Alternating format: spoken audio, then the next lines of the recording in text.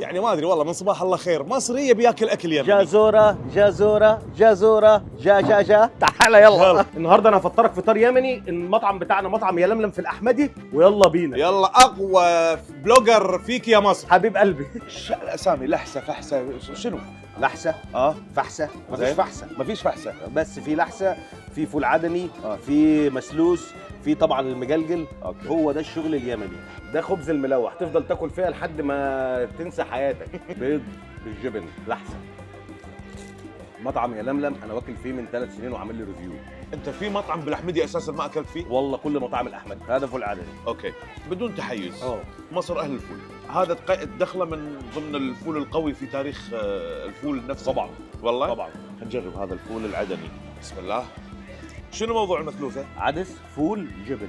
يا سلام. شوف بقى. ايوه طبعا الاكل ده للناس اللي عامله رجيم.